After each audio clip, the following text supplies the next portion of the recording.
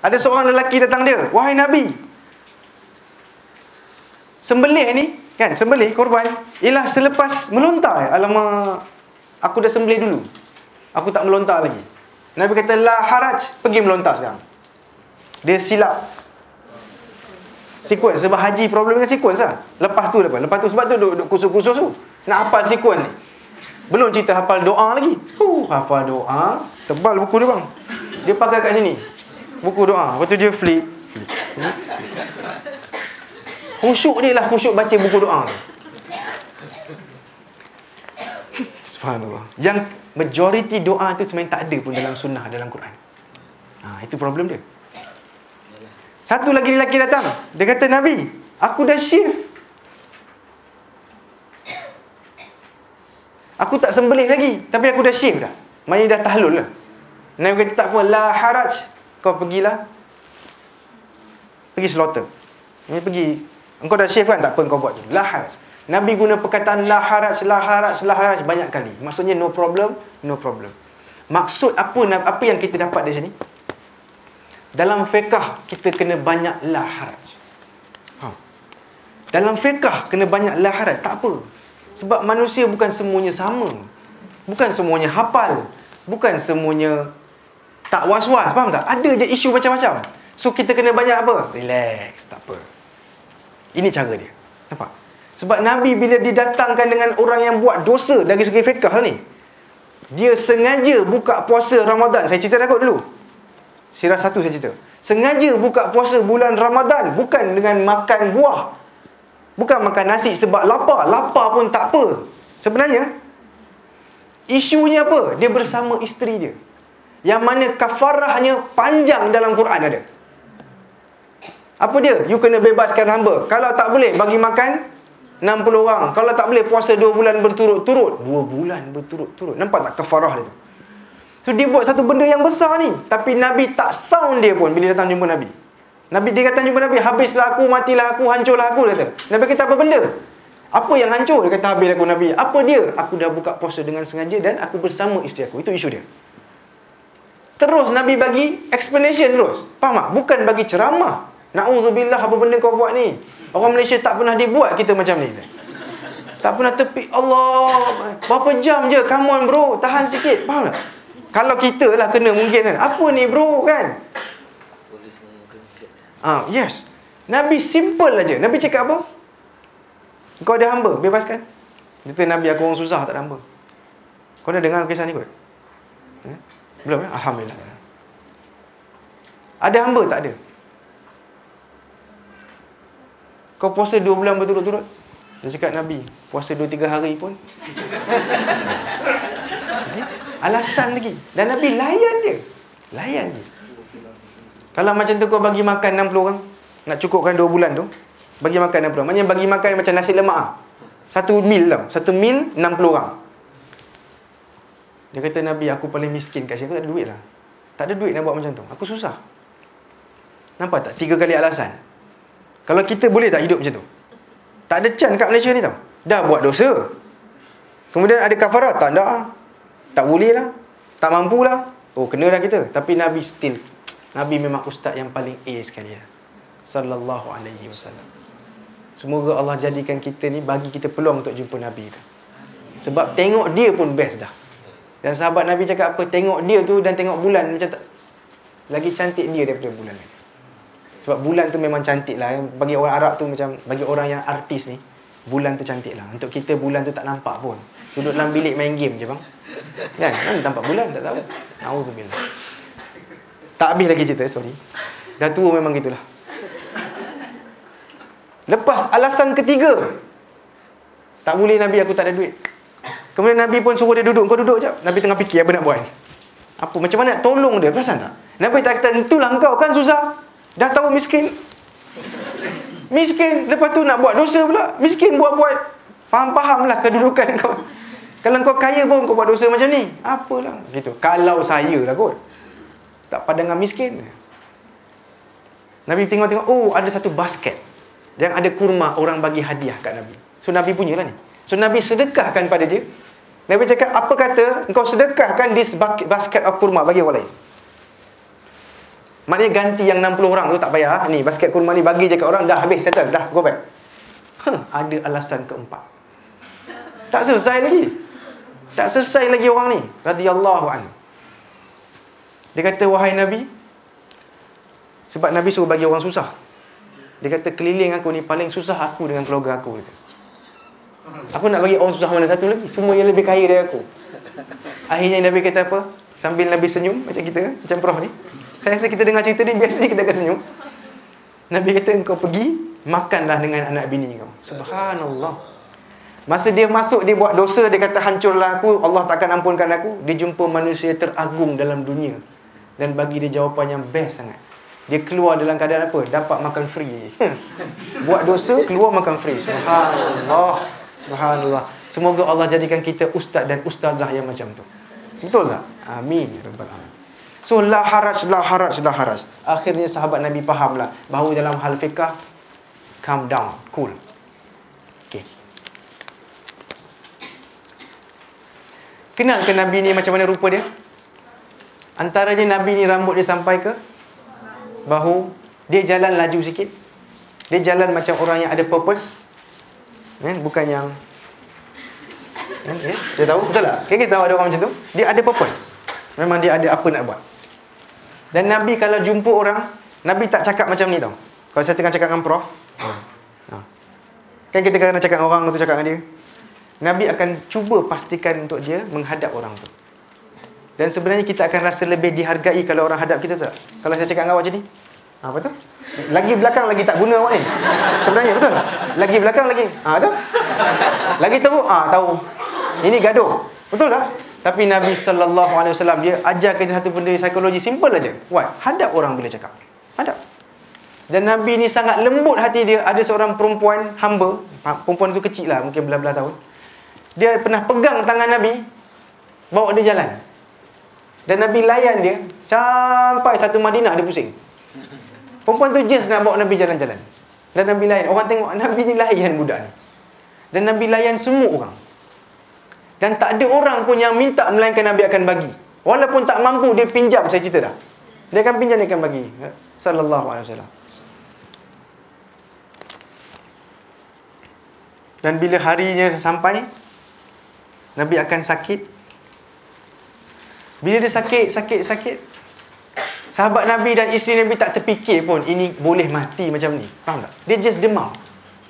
Dia sakit. Kemudian bila dia sakit teruk sikit kan, dia akan tanya, lepas ni giliran siapa Lepas ni giliran siapa? Sebab dia orang faham, dia berharap supaya giliran dia ialah giliran Aisyah. Sebab Nabi punya favorite, bukan favorite isteri sangat. Favorite house is rumah Aisyah sebenarnya. Kita lupa sebenarnya itu rumah pertama dia di Madinah, betul tak? Kan kita lagi selesa dengan rumah pertama kita. Rumah yang kita dah duduk lama sikit, kemudian Nabi kahwin, kemudian ada dalam rumah tu lagi. So, antaranya ialah Aisyah memang sangat rapat dengan dia. Nombor dua, rumah itu sangat familiar untuk Nabi. Okay? Dan saya pun kalau saya sakit, saya duduk dengan mak saya kot. Tempat yang saya lama duduk lah. Semua orang macam tu kot. Kalau sakit dah teruk, mungkin nak pergi dah kot.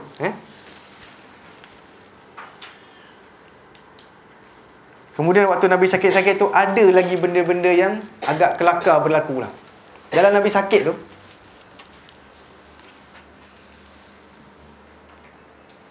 isteri Nabi akan datang melawat lah dia dekat rumah Aisyah kan. Maka isteri Nabi kan ramai, 9. So datanglah seorang-seorang. So tim A ada, tim B pun ada kan. Datang seorang lagi yang agak tak ada tim lah. Dia ni sebab dia orang Yahudi. Siapa dia? Siapa? Safiyah binti Huyai. So dia datang. Isteri lain ada ni. Dia datang, dia tengok Nabi tengah demam panas, tengah sakit apa kan. Maka Safiyah cakap, Allah, sakit kau kata. Sakitnya suami aku kan. Depan-depan isteri lain ni. Aku harap, aku doa dekat Allah, alangkah baiknya kalau aku boleh ambil sikit sakit kau. Biar aku tanggunglah sebahagian dia. Ataupun dia kata, aku tanggung semua sakit kau lah. Dia cakap. Bila dengar macam ni kan, isteri lain macam, nak ambil sakit konon kan. So, diorang main-main mata tau macam. Kau tengok? nak ambil sakit orang ke? Mana boleh kan? Tak, mana siapa mampu ambil sakit orang? Boleh ke transfer? Macam tu lah agaknya dia main-main mata kan. Nabi nampak dia orang punya main mata ni. Safiyah tak perasan. Nabi cakap, kau boleh berhenti tak korang? Berhenti buat macam tu, Nabi kata. Wallah, Safiyah ni, kalau Allah bagi dia sakit aku, dia akan tanggung dan dia akan bersabar. Maknanya betul, kalau betul Allah bagi, dia akan tanggung dan dia akan bersabar. Bukan macam korang ingat dia tunjuk terror je lah, nak tunjuk sayang lebih. Faham? Sebab biasalah sama-sama isteri, itulah isunya semua. Siapa lagi dia sayang? Ya, itu biasalah. Nak try, kahwinlah 3-4. Aku nak try. Itu bukan cabaran tau, itu ugutan. Kemudian ada kisah Fatimah menangis. Fatimah akan menangis. Kemudian Nabi panggil dia. Nabi panggil Fatimah, datang dekat sikit. Datang depan ayah dia. Ayah dia cakap kat dia something. Kemudian dia menangis. Nangis. Kemudian Nabi panggil, Nabi mai dekat sikit. Nabi cakap something else. Kemudian dia ketawa. Tapi ini rahsia. Jadi Aisyah tanya dekat dia, apa? Tadi tu apa? Dia cakap tak boleh, Nabi kata rahsia. Tapi lepas Nabi wafat nanti, Aisyah akan tanya dia. Dia kata, demi hak yang aku ada atas kau. Kan dia mak tiri kan. Okay, aku ada hak atas kau tau, walaupun tak banyak lah. Demi hak itulah, tolong cakap kat aku, apa Nabi cakap kat kau. Sebab ini perkataan-perkataan terakhir Nabi, baru diorang tahu. Waktu itu diorang tak tahu ini perkataan terakhir Nabi, antara. So apa yang Nabi cakap kat kau sampai kau? Dia senyum lepas tu tergelak tu. Dia kata waktu awal-awal tu Nabi kata, biasa setiap tahun Jibril akan jumpa aku setahun sekali, waktu Ramadan. Tapi Ramadan kali ini Jibril turun 2 kali. Aku rasa ini tahun aku akan mati. Dia. Nabi kata, aku rasa ini tahun aku akan matilah. Sebab tanda-tanda tu. Sebab tu aku menangis. Dia. Kemudian kenapa kau ketawa? Dia kata sebab Nabi kemudian cakap kat aku, engkau akan ikut mati lepas aku. Engkau akan join aku nanti, tak apa, jangan sedih sangat. Dan betul pun 6 bulan selepas Nabi wafat, Fatimah pun akan ikut Nabi sallallahu alaihi wasallam. Dan Nabi punya badan panas sangat sebab dia demam. Dan panasnya badan kalau Nabi yang sakit, dia akan double daripada kebiasaannya. Nabi akan diberi kesusahan kadang-kadang lebih sikit daripada orang lain.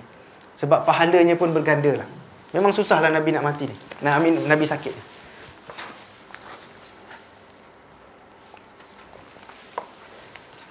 Punya panasnya badan dia. Dan dia minta air. Dia ambil air dan dia sapu muka dia.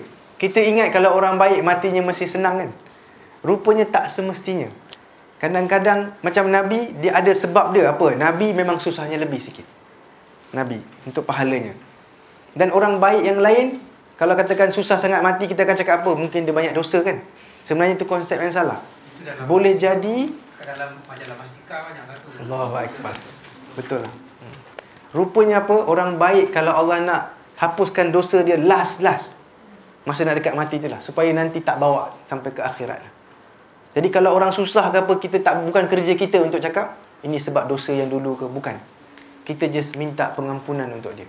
Sebenarnya komen pasal orang mati ni bukan kerja kita tau. Hanya benda baik saja boleh keluar dari mulut, kalau tidak diam saja. Nampak benda buruk, ada busuk lah, ada itu, tak payah cakap. Itu bukan kita punya kerja. Sebab dah nama pun kematian. Benda tu benda besar. Dan Nabi SAW sangat menghormati kematian. Sampai sekali orang Yahudi punya mayat dia, diorang bawa lalu, jenazah dia. Nabi berdiri. Sambil dia jalan, kemudian Nabi duduk. Sahabat Nabi tanya, Nabi, itu Yahudi lah. Mungkin Nabi silap kot. Nabi kata, so what?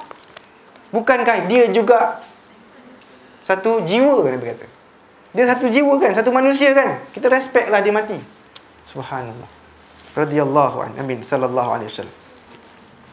Kemudian Nabi akan suruh nak imam. Yang jadi imam ialah Abu Bakar, sebab Nabi dah tak larat dah. Dan kita tahu rumah Nabi sangat dekat dengan masjid sebenarnya.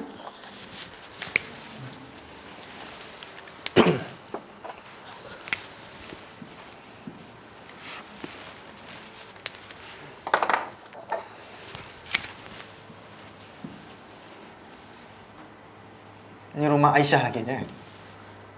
Dan ini ialah kiblat ni sekarang. So bila Abu Bakar jadi imam, beberapa waktu Abu Bakar jadi imam. Tapi sebelum dia jadi imam, bila Nabi suruh, diorang cakap tak payahlah Nabi, sebab Abu Bakar dia kuat menangis. Yang cakap tu antaranya Aisyah lah. Aisyah cakap tak apalah kan, dia kuat menangis, biarlah. Nabi kata no, suruh Abu Bakar. Tapi Aisyah berkeras.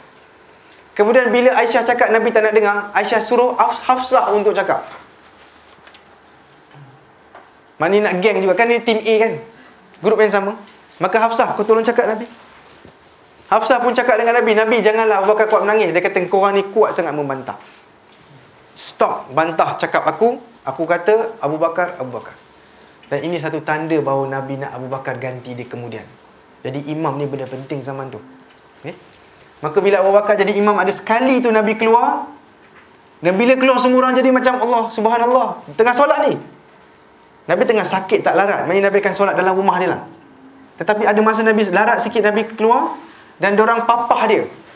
Dan dalam riwayat kata apa? Dia dah tak larat nak jalan dah. Kaki dia dah mula terseret dekat jalan.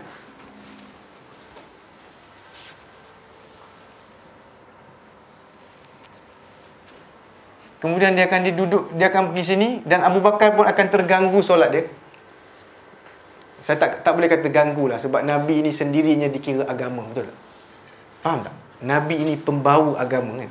Jadi bila Nabi datang, Abu Bakar pun cuba nak berundur. Nabi kata no, you go on.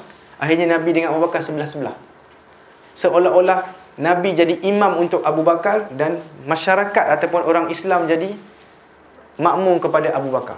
So Nabi Allahu Akbar, Abu Bakar Allahu Akbar, orang lain pun Allahu Akbar. Dan sambung solat sampai habis. Itu waktu Nabi larat untuk keluar.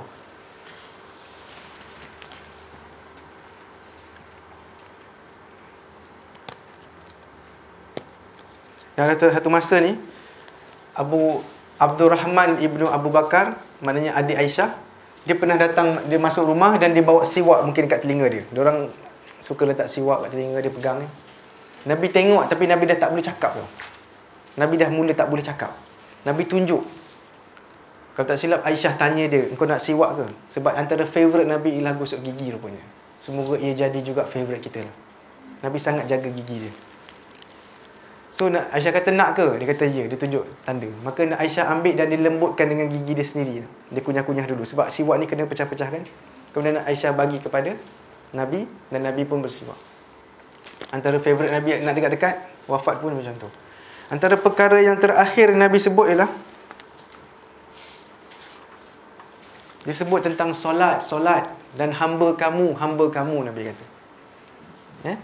Jaga solat kamu dan jaga hamba kamu. Sebab ini kan amanah kepada kita, hamba-hamba yang kita miliki ni.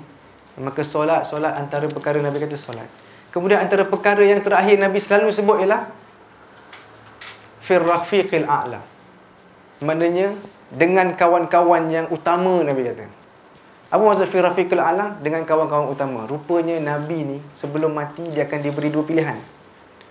Allah akan bagi dua pilihan. Jibril datang jumpa dia. Jibril tanya dia, engkau nak bersama lagi dengan family kau dan umat kau ke? Bagi lagi panjang, ataupun kau nak jumpa Tuhan sekarang? Dan bersumuk jumpa dengan Rafiqil A'la, mari bersama Nabi-Nabi lain. Maka Nabi pilih sekarang. Nabi pernah cakap macam ni di masa khutbah wida' tu. Masa khutbah dulu ni. Tak ada siapa faham. Abu Bakar jadi menangis. Dia kata, Allahu Akbar. Orang lain semua kata, apa benda lelaki ni? Asal Abu Bakar ni tiba-tiba cakap Allahu Akbar ni? Sebab Nabi cakap apa? Ada seorang lelaki, dia macam kias lah. Ada seorang lelaki, dalam semua khutbah tu, dia tambah sikit lah. Seorang lelaki diberi pilihan oleh Allah untuk terus dalam dunia ini, ataupun untuk jumpa dia. Dan dia memilih akhirat, iaitu jumpa Allah. Maka lelaki itu pun pilih untuk jumpa Allah. Untuk orang lain dia kata apa? Biasalah, manusia kan memang suka kebaikan, nak jumpa Allah kan? Faham tak? Dia tak faham kiasan Nabi ni. Tapi Abu Bakar terus Allahu Akbar. Dan dia menangis seorang-seorang. Orang cakap apalah orang tua ni kan? Kenapa dengan orang tua tu siapa pun tak faham? Rupanya next time, lepas ini baru orang akan faham. Abu Bakar As-Siddiq radhiyallahu anhu. Dan Nabi akan sakit. Dan dia akan duduk dekat rumah Aisyah, dan Aisyah letak Nabi dekat dada dia. dan Nabi akan hembuskan nafas terakhir di atas dada Aisyah radhiyallahu anha. Maka bila Nabi dah wafat macam tu, Abu Bakar diberitahu, maka dia pun datang daripada rumah dia. Dia datang kat Nabi. Dia terus selak muka, kan dia tutup muka Nabi. Dia selak muka Nabi dan dia cium dahi Nabi dan dia kata apa? Sambil nangis, dia kata, sesungguhnya Allah takkan bagi engkau 2 kali kematian. Inilah kematian yang ditakdirkan oleh Allah. Betul. Engkau tak boleh mati 2 kali. Ini mati dah ni. Inilah dia. Habis dah kerja engkau. Dekat luar ada benda lain tengah berlaku. Umar tengah mengamuk rupanya. Umar yang sangat sayang pada Nabi, dengar cerita Nabi wafat. Dan tak salah tu saya kata mati juga Mati ataupun mata itu perkataan bahasa Arab. So saya akan guna mati dan wafat, you jangan marah Dan bila dia dengar saja Nabi mati, dia terus mengamuk dengan pedang dia. Dia cakap, tutup mulut munafik, dia kata. Ni semua munafik ni yang kata Nabi mati, dia kata. Dia terus cakap orang yang cakap Nabi mati munafik. Dia kata Nabi tak mati, dia pergi sekejap aja. Tutup mulut korang. Dia akan datang balik macam Nabi Musa pergi 40 hari tu. Tutup mulut kau. Dan kalau kau terus cakap macam ni, Nabi akan datang dan potong lidah kau dan tangan kau. Dia macam tu. Dia marah, dia tak percaya. Mana boleh mati sekarang? Dia tak boleh nak terima sekarang ni.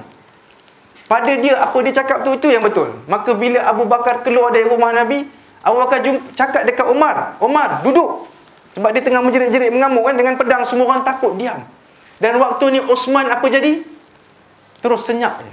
Dan Ali terus masuk dalam rumah dia dan diam. Tak tahu nak buat apa sebenarnya. Confused. Semua orang jadi diam. Sebab sebenarnya seolah-olah lampu dah tutup lah untuk Madinah. Madinah dah tak ada dah matahari gitu. Sebab bila Anas cakap apa, Anas bin Malik, bila Nabi datang Madinah, semua jadi cerah, dia kata. Tapi bila Nabi wafat, semua jadi gelap. Macam apa pun tak ada kat Madinah.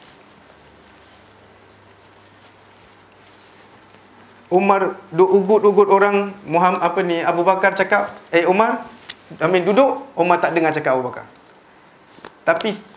Tapi bila orang berkumpul dekat Umar nak dengar cakap dia tadi, sebab Umar kan orang besar, dia kata, you guys diam, siapa yang cakap ni munafik, Nabi akan datang potong dia punya lidah, ataupun aku je yang potong, gitulah. Maka semua orang kumpul dekat depan dia. Bila Abu Bakar keluar, dan Abu Bakar kata, Umar duduk diam, sit down, dia tak nak ikut. Tapi bila Abu Bakar start nak cakap, amma ba'd, dengar ni semua orang datang pada Abu Bakar As-Siddiq. Datang kat sini, tinggalkan Umar seorang-seorang mengamuk macam tu. Dan Umar pun dah mula diam sikit. Abu Bakar cakap satu benda yang Umar terkejut sebenarnya. Dia akan cakap, dengarlah baik-baik. Abu Bakar kata,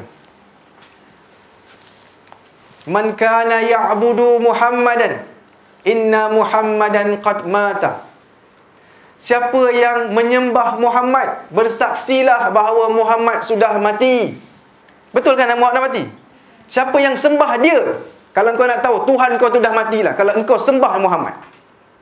Tapi waman kana ya'budullah, innallaha hayyul la yamut. Tapi siapa yang sembah Allah, sesungguhnya Allah itu hidup dan takkan mati. Dan kemudian Abu Bakar pun sebut, wa ma Muhammadun illa rasul qad khalas min qablihi rusul. Maksudnya Muhammad itu tidak lebih daripada seorang rasul dan sudah mati rasul-rasul dulu. Dan bila Abu Bakar cakap macam ni, Umar kata apa? Aku dengar je semua ni seolah-olah ni first time aku dengar ayat Quran tu. Umar banyak baca Quran, tapi ini ayat Quran ni macam tak register dalam otak dia sebelum ni. Ni macam first time aku dengar. Dia kata, kaki aku jadi lemah sampai dia jatuh melutut gitu. Maknanya betul lah Nabi dah wafat betul-betul. Sebelum ni tak percaya. Maka betul lah Nabi boleh mati rupanya. Dan kemudian Nabi akan dimandikan dengan bajunya, kerana dia orang tak sure nak buka baju Nabi ke apa ke, sebab ada unsurnya aurat Nabi kan apa. Kemudian dibandikan dengan baju dia. Kemudian disolatkan secara individu. Dalam hal Nabi tak ada orang yang jadi imam.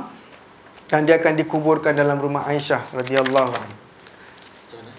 Dia akan dikuburkan dalam rumah Aisyah. Nabi wafat tak ada solat jenazah untuk dia? Tak, ada solat jenazah tapi tak imam. Secara individu, orang masuk 10 orang solat, 10 orang solat, 10 orang solat, sebab dalam rumah kecil. Maka matilah seorang Nabi kan, yang kita sangat sayang. Semoga Allah tambah kesayangan kita kepada dia. kan? Dan matilah dia seorang anak yatim, kan? Kan Nabi dulu anak yatim. Matilah dia seorang anak yatim yang tak pernah tengok ayah dia. Dia tak pernah tengok ayah dia. Dan hidup dia bertukar-tukar tangan daripada satu orang ke orang lain.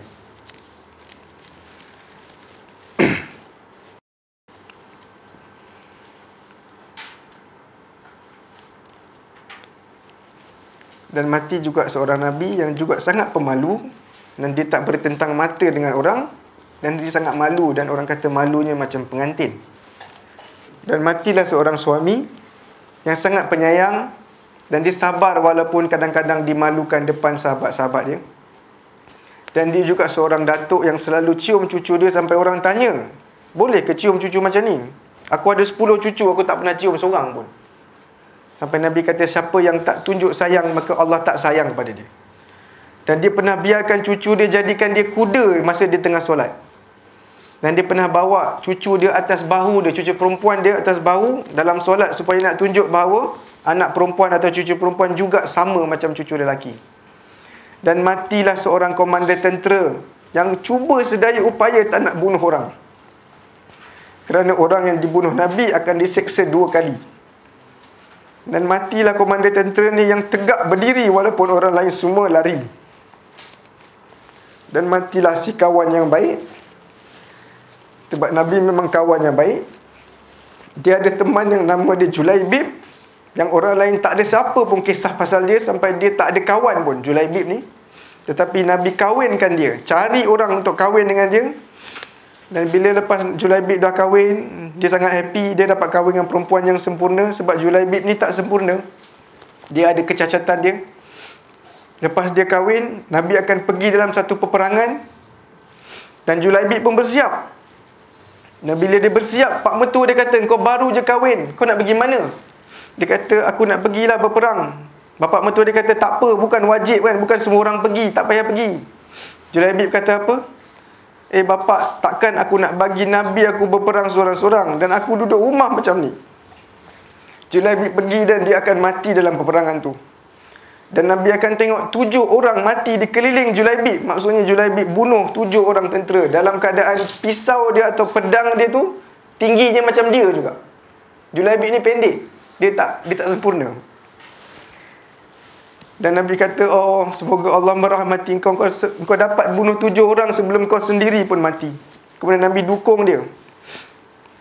Dan Nabi tanya kat orang, siapa yang kau selepas peperangan, Nabi tanya orang, korang miss siapa ni? Dalam keluarga kau siapa yang hilang? Semua orang sebutlah, oh kami Bani ini, kematian Khalid itu, kematian ini, kematian Salamah, kematian ni. Tak ada siapa pun yang Nabi tanya sebut kami hilang Julaibib. Sebab Julaibib tak ada family kan.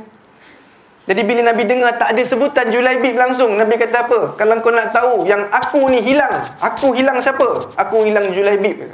Sebab Julaibib tak ada family. Maka Nabi pun cari Julaibib dan jumpa yang saya cerita tadi. Dan Nabi kata apa? Sesungguhnya dia ini daripada aku dan aku dari dia. Dan Nabi dukung dia. Dan Nabi kebumikan dia sendiri. Sallallahu alaihi wasallam. Matilah seorang kawan yang baik, yang boleh ketawa sama-sama dengan sahabat lain dengan cerita Nuaiman dengan lawaknya. Saya pernah kongsi dulu kan. Yang boleh peluk sahabat dia seorang yang nama Zahir, yang mukanya buruk, yang orang lain pun tak berapa nak kawan dengan dia. Status dia pun sangat rendah. Dan Nabi peluk dia dari belakang di pasar. Dan Nabi tanya, siapa nak beli hamba ni? Sampai Zahir tahu, oh ini Nabi belakang aku ni. Sebab Nabi peluk dia dari belakang kan. Dan Zahir kata, Zahir pun cakap, Nabi, siapa nak beli hamba macam aku? Kemudian Nabi kata apa? Wahai Zahir, harga engkau sangat mahal di sisi Allah Azza wa Jalla. Dan matilah seorang tuan.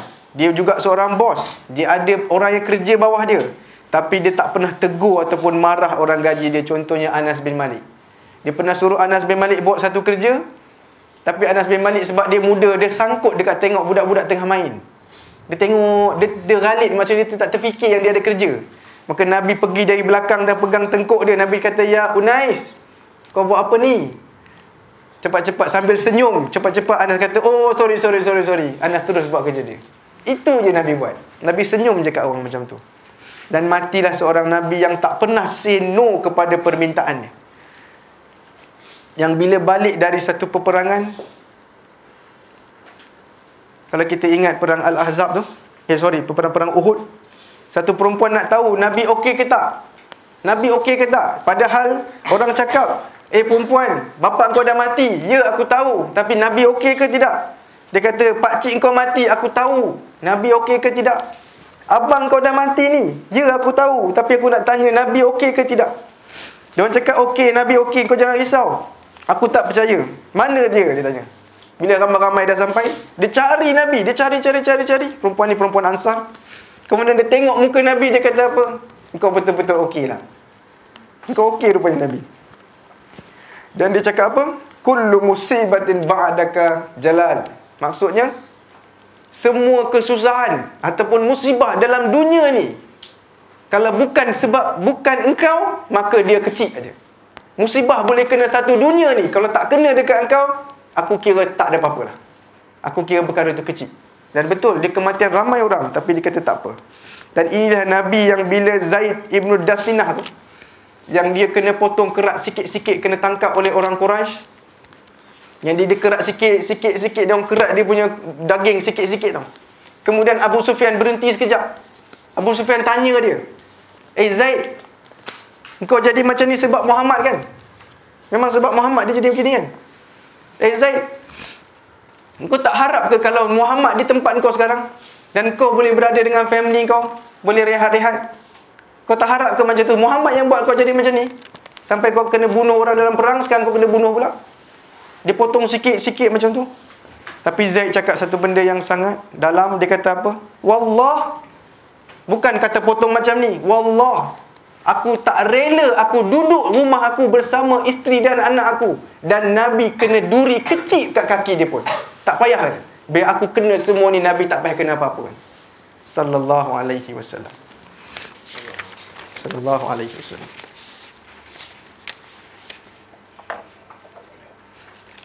Anas bin Malik kata, belum pun tanah di tangan kami hilang. Maksudnya diorang baru kuburkan Nabi.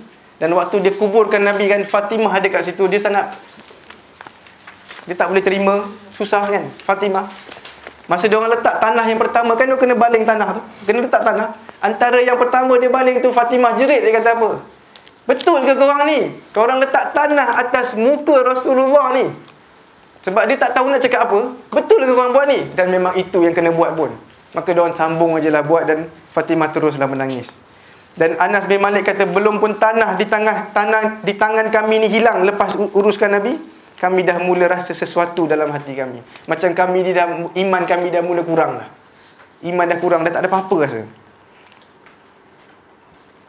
Dan Anas juga cakap, hari Nabi tiba di Madinah, semuanya jadi cerah. Madinah jadi Madinah kerana Nabi, betul tak? Sebab kalau tidak, Madinah ni cuma Yathrib aja. Satu tahun yang tak ada siapa yang kisah sangat. Tapi dia jadi Madinatul Nabi, Madinatul Munawwarah kerana Nabi sallallahu alaihi wasallam. Dan semuanya jadi cerah bila Nabi sampai, dan pada hari Nabi wafat, semua bertukar gelap.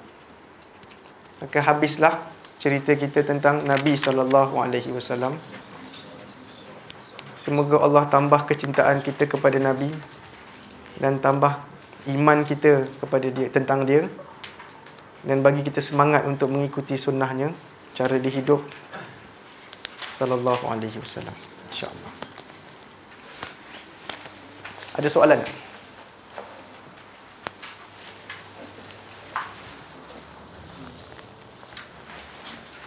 Keempat. Dia akan tengok bahawa kubur Nabi dalam masjid, betul tak? Sebab sebelumnya kubur Nabi bukan kat dalam masjid, tapi dalam rumah Aisyah. Tahu Kemudian masjid akan expand, tetapi ada satu khalifah, dia expand masjid macam ni. Dibesarkan masjid perlu dibesarkan, makin ramai orang Islam. Tapi dibesarkan macam ni supaya masuk sekali rumah Aisyah dan kubur Nabi dalam tu. Tujuan dia buat macam ni sebab apa? Sebab khalifah ada problem dengan anak cucu Nabi ni. Waktu ini ada Husain, ada Hasan dan cucu Nabi ni, yang dia akan selalu mengajar dekat sini. Sebab ini kan rumah Aisyah, kira rumah Nabi kan. Jadi dia akan mengajar kat sini. Kira ini masjid, dia akan mengajar kat sini. Jadi kira ada tauliah ke tak ada tauliah ke, aku mengajar kat rumah aku. Faham? Waktu tu khalifah tak setuju dengan diorang ni. Jadi khalifah ada satu idea, apa dia? Kita besarkan masjid supaya kita boleh demolish rumah ni, tinggal kubur saja. Maka akhirnya diorang tak boleh duduk sini sebab ni dah masjid dah kan. Jadi diorang kena pindah tempat lain dan itulah yang jadi. Sebab tu sampai sekarang kubur Nabi dalam masjid. Sebab Nabi tak bagi kita bina kubur, bina masjid atas kubur. Tak bagilah kubur dengan masjid satu cerita lah maksudnya. Nabi tak bagi dalam satu tempat. Selesaikan. Dan nak apa tu, buat penerangan kepada Non-Muslim. non-Muslim. Ini kisah dia. Ada khalifah yang extend. Otherwise ini cuma rumah Aisyah saja sebenarnya. Okay. Tapi orang kata that itu cuma part of the mosque lah. Betul. Ini bukan Pak Ramzah. Ada. Ya, Raudah kat sini. Sebab Raudah tu Nabi kata di antara rumahku dan mimbar aku ialah Raudah min riyadil jannah. Riyadu min raudatul jannah. Taman daripada taman-taman syurga. Seolah solat dalam syurga lah. Orang berebut lah ni. Dia kapet hijau dia panggil ni. Pergi umrah. Betul. Kubur dia happen to be here lah. Kemudian nanti Abu Bakar akan wafat, mati. Dia akan dikubur, dia minta kubur di sebelah Nabi sebab ini rumah anak dia kan. Tapi Umar pun kubur dalam ni, tahu kan? Tapi ini ada kaitan dengan Umar tak rumah ni? Tak ada. Jadi Umar masa dia dah kena tikam tu. Umar kena tikam kan? Oleh tu Abu Lu'lu'ah tu yang si Parsi. Maka Umar antara benda yang disuruh Abdullah ibn Umar buat apa? Pergi jumpa Aisyah, tanya dia, boleh tak aku minta kubur sebelah Nabi ni? Boleh tak aku minta kubur sebelah Nabi? Ni kawan baik kan?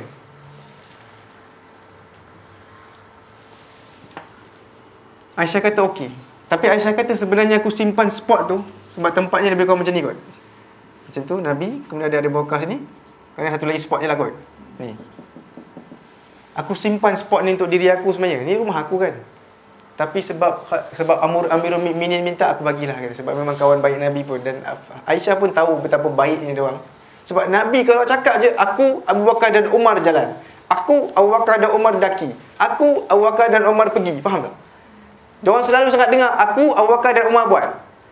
Faham? Macam tiga sekawan lah. Tak habis-habis Abu Bakar Umar, Abu Bakar Umar. Sampai sekali tu ada satu cerita, nak cerita punya rapatnya diorang ni. Satu orang ni cerita bahawa aku tadi ternampak satu lembu yang cakap dengan aku. Miracle lah ni. Magic lah. Lembu tu cakap, aku ni tak diciptakan untuk buat kerja ni lah, dia kata. Lembu tu sound dia balik. Something like that lah. Bila dengar benda magic ni, Nabi ada kat situ, Abu Bakar dan Umar tak ada kat situ. Nabi kata, aku percaya apa kau cakap. Yang seorang sahabat tengah cerita ni, Nabi kata, aku percaya apa yang kau cakap. Dan aku dan Abu Bakar dan Umar pun percaya apa kau cakap. Faham? Abu Bakar Umar tak ada kat situ, tapi itu kawan baik dan memang beriman dengan Nabi. Kalau aku percaya, Abu Bakar Umar mesti percaya. Tak payah tanya pun, kau pergi tanya dia sekarang. Faham? Punya rapatnya diorang ni. Jadi Aisyah pun tak apalah bagi dia lah. Tapi Umar Al-Khattab ni orang yang sangat, dia berjaga-jaga. Dia tak suka paksa-paksa orang. Sebab ini harta dia, ini tempat dia. Maka Umar cakap dekat Abdullah ibn Umar, anak dia, aku tahu kita dah dapat permission dah untuk aku dikemumikan kat sini. Tapi boleh tak nanti lepas aku mati kau tanya dia sekali lagi. Sebab sekarang aku Amirul Mukminin. Dia mungkin ingat ini arahan. Dia mungkin tak nak lawan aku sebab ketua. Nabi pun cakap, ikut cakap ketua kan. Tapi mungkin sebab itu dia bagi aku mati dulu, biar ada khalifah lain, tak apa. Tanya dekat Aisyah sekali lagi. Dan Abdullah ibn Umar buat kerja tu. Dia tanya Aisyah, Aisyah kata, kan aku dah bagilah kat dia. Jadi sejak Umar dikuburkan sini, Aisyah dia akan buat satu tirai dan dia akan berhijab kalau dia masuk area sini. Sebab dia anggap sudah ada orang yang bukan mahram di dalam tu. Dia sendiri yang buat. Bukan mahram kan? So dia akan buat satu tirai, dia akan hidup kat sini dengan tanpa hijab. Kalau dia nak masuk sini, baru dia akan berhijab balik. So rumah dia kecil lagi. Dan dia akan mati macam tu lah. Dan bila dia mati, dia minta dikuburkan bersama isteri-isteri Nabi yang lain dekat Jannatul Baqi'. Dekat tepi Masjid Haram, Masjid Nabawi. Dekat somewhere here lah.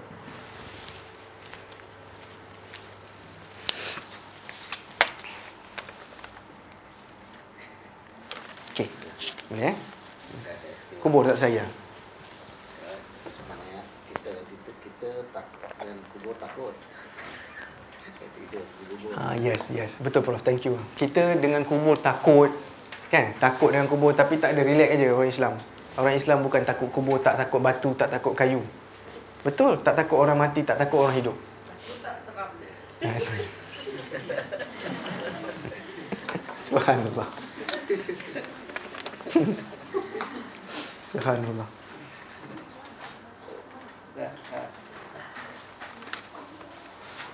Okey, cukup. Ada soalan lain? Tak ada ya? Biar kita habis. Tak apa, kita habiskan. Siapa nak balik, nak pergi makan apa boleh. So, yang soalan boleh continue kot Boleh ya? Okey, kita tutup dengan ke ada kaitan dengan cerita yang lahir akhir ni? Open.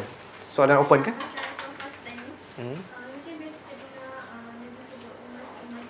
Okey. Itu macam kurang sahih lah cerita tu. Yang lebih sahih saya sebut tu. Solat dan firrafiqil a'la. Ya. Ini berkenaan dengan manusia tumbuh dalam negeri. Apakah pandangan itu selain daripada yang ada sekarang? Ada orang buat orang dulu sekarang. Betul. Sekarang tak ada. Masjid Negara pun masih kira dalam lagi kan? Dalam masjid, tapi itu di luar kawasan. Oh, luar kawasan. Tapi ini dalam masjid. Betul. Yang saya tahu kat mana? Sebelah Kelantan. Okey. Ada satu masjid. Tengah-tengah masjid di dalam ni, tempat ni, dekat kita nak Abang Mata, dekat tempat imam tu, ada kubur. Jadi orang dulunya. Gua Musang. Ya. Itu apa pandangan? Nabi sebenarnya menghalang kita buat macam ni. Nabi pernah cakap semoga Allah melaknat mereka, orang Yahudi dan Nasrani kalau tak silap, kerana menjadikan kubur-kubur Nabi mereka sebagai masjid, ataupun kubur orang besar sebagai masjid. Dan dia memang akan berlaku punya, dan dah berlaku, tengah berlaku, betul tak? Memang berlaku. Sebab kita nak memuliakan orang, kita buat masjid sekeliling kubur, tukar sekarang, things like that. So sama macam Nabi ni. Tapi ini bukan sebab kubur tu kita buat masjid situ tau. Maksudnya sebab dia mati kat situ kita buat masjid. Faham? Kita jadikan tempat tu satu surau atau masjid because kita ada kubur wali dekat sini. Ini masjid dah siap lah. Kemudian mereka tanam tepi masjid. Tapi kemudian masjid extend sampai include pula dia. So itu cerita lain lah. Sebab tu. Tapi memang sahabat tabi'in semua memang tak puas hati dengan ni, projek ni. Patut expand ke sana. Betul, boleh je. Belilah rumah orang apa-apa, halau orang sikit. Jadi jangan usik lah. Betul, very simple. Tapi diorang tak boleh terfikir macam tu. Sebab dia mungkin ada political motif. Nak supaya tak adalah Ahlul Bait ni boleh mengajar kat dari sini. Faham? Sebab mungkin lah ajaran dia mungkin macam tak kena dengan kerajaan ke. Gitulah. So dia orang tengah nak stop. Sana dia kata kalau kita pergi dia tu pintu Abu Salam. Yang mana satu Abu Salam? Sebelah hujung ni. Sebelah ni. Sebelah. Ya. Okey. Pintu Abu Salam. Kalau kita nak masuk masjid tu, saya doa kalau kita nak pergi pada ni, pergi bagi apa? Daripada pintu Abu Salam kan?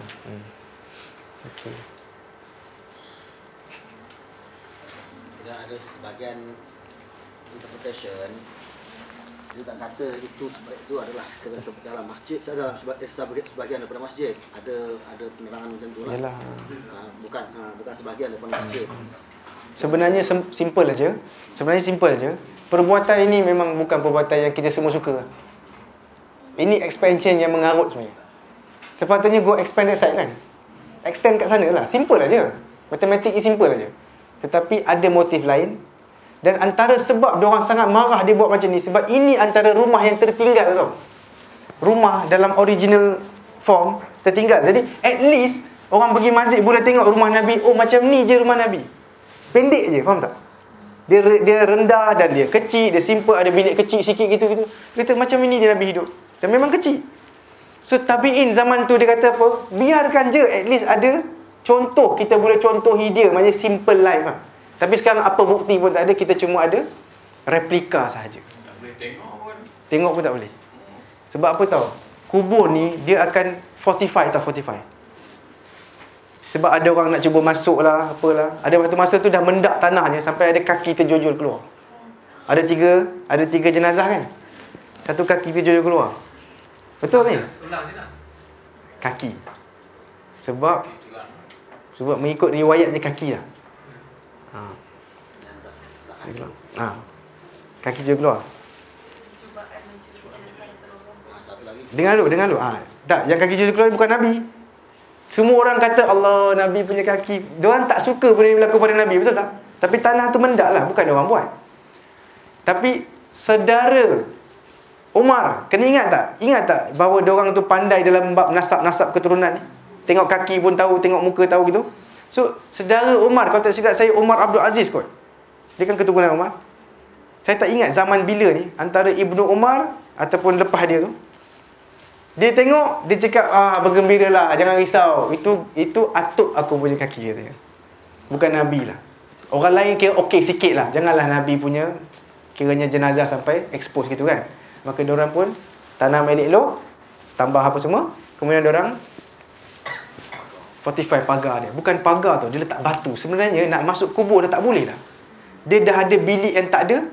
Dia ada rumah tak ada pintu, tak ada tingkap. Faham? Maknanya tutup lah. Kiranya seal lah. Sebab apa seal? Antara sebabnya sebab ada cubaan. Nak gali pula, nak pergi entah apa diorang nak buat. Nak guna curi mayat Nabi dan akhirnya diorang fortify. Dan kalau korang pernah tengok dia punya gambar rajah, dia macam 2 layer tau. Macam contoh gitu. Ini 3 kubur tu. Kemudian ada tambahan satu ni. Kemudian ada tambahan ni. 2 kali diorang, 2 zaman tau diorang buat ni. Zaman satu lagi tambah lagi satu, supaya tak ada siapa boleh masuk, tak boleh buat apa lah. Akhirnya kubur tu memang dalam tu dah jangan fikir apa-apa lah. Kalau tak silap saya dah bertahun-tahun tak ada siapa masuk dah. Kalau masuk kena pecahkan tembok lah.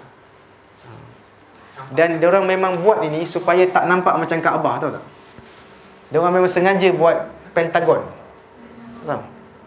Sengaja buat pentagon supaya jangan orang salah faham ada Kaabah dalam tepi Masjid Nabawi. Itulah. Nampak macam grill ke? Grill lah nampak. Maknanya yang luar ini mungkin grill lah. Yang ini dah seal habis. Yang dalam tu dah seal lah. Nobody can go in. Tak tahu. Konon je lah. Mereka dah buat copper apa. Dia buat apa? Timah Tembok timah sampai bawah supaya gali pun tak boleh. Kononnya, wallahualam. Okey, so soalan-soalan yang selain daripada ni kita bincang lepas kuliah. Lepas kita tamat boleh? Kita tutup Tak ada soalan lain insya-Allah. Dan memang kita ada banyak soalan. Memang banyak. Insya-Allah kita dah ada buku masing-masing. Boleh try baca dah. Kalau buku kecil tu dah okey, ada buku besar sikit, tanya saya nak buku besar sikit, ada 3 jilid punya buku. Ini jilid 1 jilid kan? Ada buku lain, penulisnya lain, As-Salabi namanya. Lagi panjang cerita dia pasal The Prophet Muhammad sallallahu alaihi wasallam. Kalau nak lagi panjang kat luar ada. Berapa jilid dah? Sahih insya-Allah. Sebab yang ini simplified lah. Kita pernah pergi toko Wali Songo. Dekat Kelantan. Jakarta. Indonesia. Wali Songo. Dia pergi Songo. Aja kalau dah berutuk. Saya aja tak tu. Banyak tak jual buku-buku macam ni. Banyak. Kalau kedai Indonesia, you're telling me or asking? Yeah, asking you. Okay, kalau kedai Indonesia, confirm you akan jumpa buku macam ni. InsyaAllah. Diorang memang lagi banyak membaca dan lagi banyak buku lah. So your reference banyak rujuk pada sini. Rahikul Maktum antaranya. Ini the simplest book. And also buku yang kat luar tu, Al-Bidayah wan Nihayah, tulisan Ibnu Katsir. Buku sirah tu yang Cumanya bukan semua cerita Nabi tau. Cerita Nabi dalam 4 jilid je. Kemudian sambung 3 3 peperangan, kehidupan Nabi dan gitu je. Dan sambungannya apa tau? Cerita dari Ibnu Katsir tulis daripada cerita zaman Nabi Adam tu. Iblis, cerita Iblis, kenapa Iblis tak nak tunduk semua tu. Kemudian Nabi lain tu, Adam, Idris, Nuh, Soleh, sampai Nabi, panjang sikit. Kemudian sambung Abu Bakar, Umar, Osman, sampai zaman dia. Dan dia mati pada tahun 774 Hijrah. So kita ada 700 years punya history lah. Sampai dia. Subhanallah. Banyak dia buat kerja. Al-Bidayah wan Nihayah. From the beginning till the end. Tajuk dia. Sampai dia lah end tu. Okay. Cukup Sallallahu ala nabiyyina Muhammadin sallallahu alaihi wasallam. Walhamdulillahi rabbil alamin.